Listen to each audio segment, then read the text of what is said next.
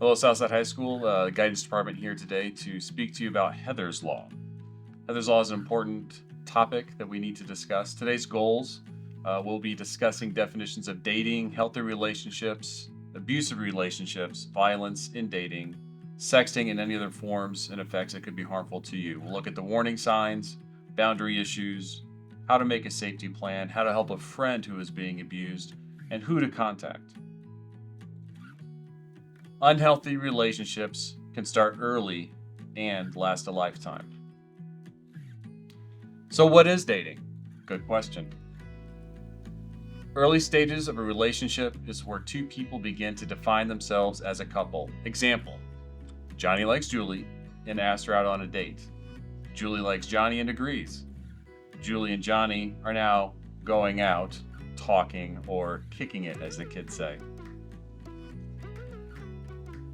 These are some terms that kind of go about in these dating relationships. And healthy relationships is a connection between two people where both are respected by one another, even when problems arise.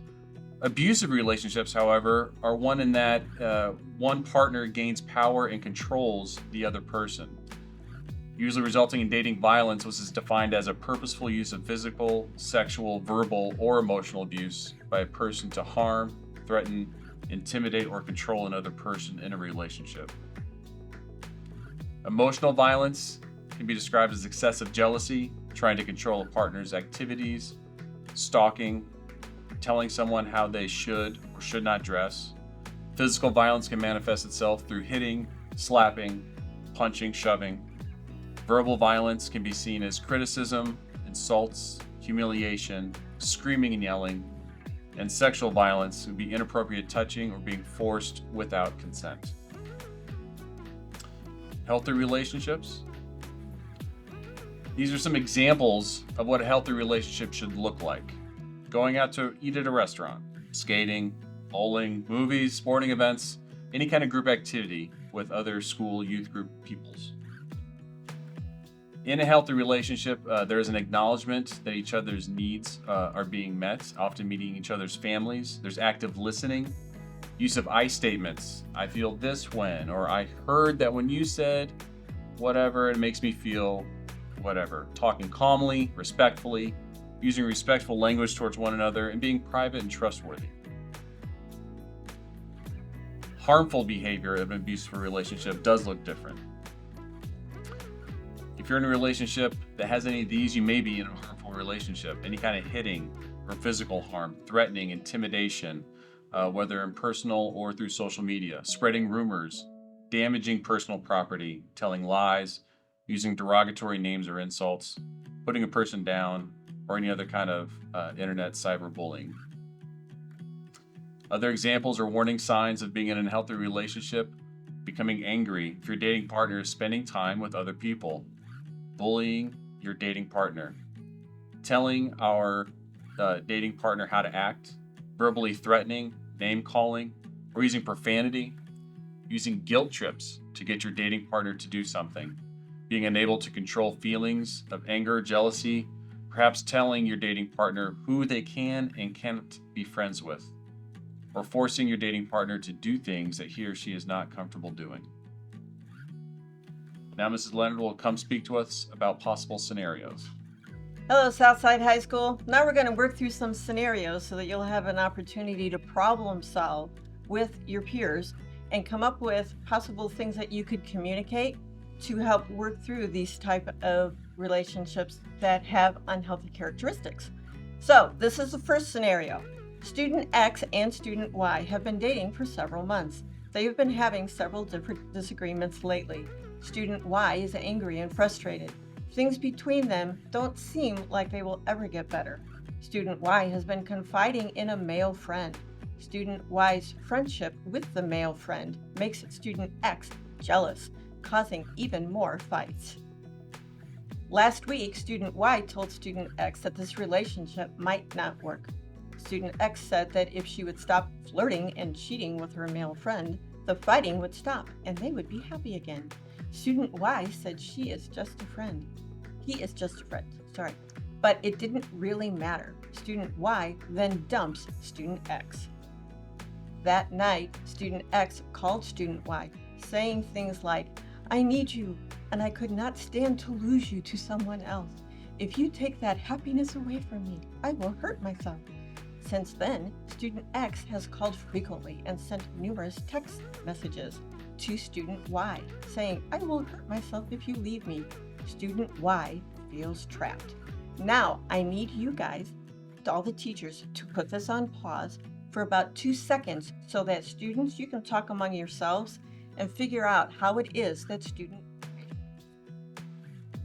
Okay, and now teachers, please go ahead and pull your students together and spend about 3 minutes getting feedback from the students on how it is that they would recommend that student Y respond.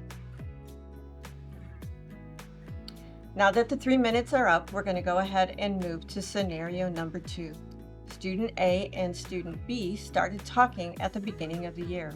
It's December, and student A asked student B if she would like to exclusively date him. Student A is very popular, and lots of girls like him. Student B shares she really likes him and is excited to be exclusive with student A. Student B decided to meet student A at the mall the following Sunday. Now, due to student A's mother's expectations, the couple decided to invite some friends as well, including student A's best friend, who happens to be a girl. Prior to them going to the mall, student A received a text message from student B. Student B said that when they get to the mall, "You must walk only with me and hold my hand." Student A did not feel right about this, especially since they were going to be in a group.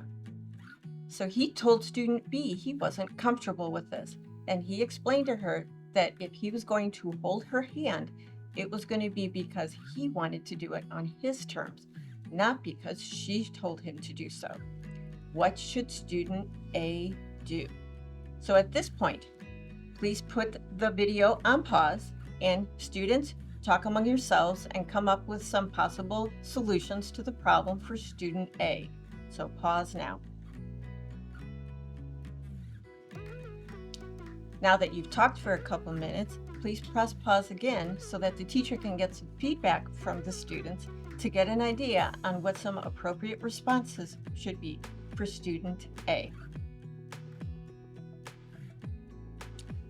Thank you for all of your contributions, and at this point I'd like to introduce Ms. Lindsay, who is going to be talking about boundary setting. Hey Southside, I'm Miss Lindsay. I'm going to talk about setting boundaries in a relationship. So setting boundaries in a relationship means that letting the other person know how you want to be treated. Remember to be assertive. Be specific about behavior you don't like, name calling, put downs, pushing, shoving, being controlling, etc. Let them know you do not approve of their behavior. It's not okay.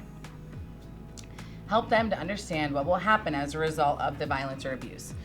What could happen is you could lose my trust, cause fear, distance in the relationship, or we could break up.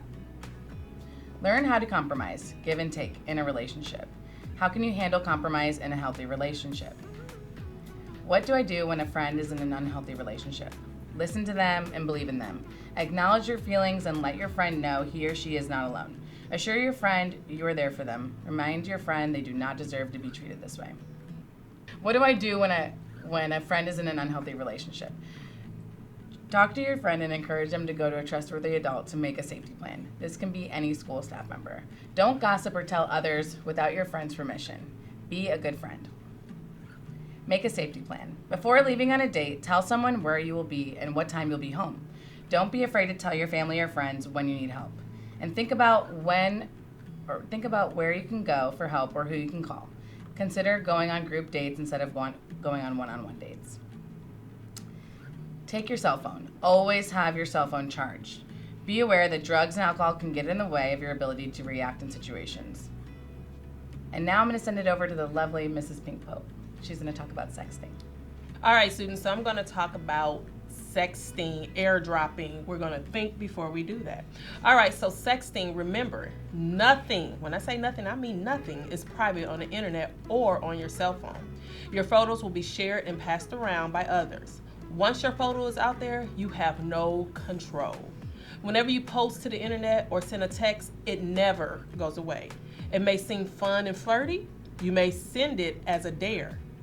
Counselors, teachers, administrators, parents, potential employers, college recruiters, college admission officers, coaches, friends, and enemies can find your past post. Don't let others pressure you into something you don't want to do, even online. Did you guys know that 40% of teens say that they post sexually explicit images because of peer pressure? Take control of your actions and say no. What will the person who received the post or text think? You might intend for a post or text to be a joke or funny, but the person receiving the post or text may think differently. Consider the real life impression it makes on another. Could this ruin your reputation? And let's remember that you are not going to be with this person forever. I know it may feel like it, but you are in a high school relationship. You are not going to be with this person forever. And once you airdrop something, text something, email something, it's out there forever. So students, please remember not to do that. And remember, you are not anonymous. 20% of teens who post sexually suggestive images do so to people that they only know online. Someone can find your email, phone number, and address if they try hard enough. Let's think about it. If you are taking, sending, or forwarding a sexual picture to someone, even if it is of you, you could possibly get in trouble by the law, get kicked off a sports team, get kicked off a cheerleading squad, lose educational privileges, get kicked out of school, face humiliation, not be accepted to a college or university, not be hired for a job or a career. Be a self-advocate. Be a self-advocate means speaking up for yourself, telling people what you need, and taking actions to get it done. Assert your rights. Every student has the right to feel safe when dating. It is your right to talk with another adult, such as your parent, guardian, or a trusted adult at your school. When you do speak to a trusted adult at your school, make sure you share all the information, even your part. You cannot leave out what you did. Share all the information. Ask what can be done so that you can feel safe. And then there are laws outlining and dating violence, and your counselor, teachers, and administrators are aware of them. Who do you need to talk to? There are many individuals in our community that you can talk to and seek support. A trusted relative, a school counselor, teacher, administrator, or other trusted adults at your school. So our school advocates, we have our Mr. Eppersons, we have a lot of people that you can talk to. Your church or youth group, City Life, we have Center for Nonviolence, and you see the phone number connected to that. As far also YWCA Northeast Indiana Hotline, a safe space hotline, That's Not Cool hotline, Break the Cycle hotline, and the National Youth Violence Prevention Resource Center hotline, or you can dial 211. You can call a national helpline for teen dating abuse, domestic violence, suicide, and crisis interventions.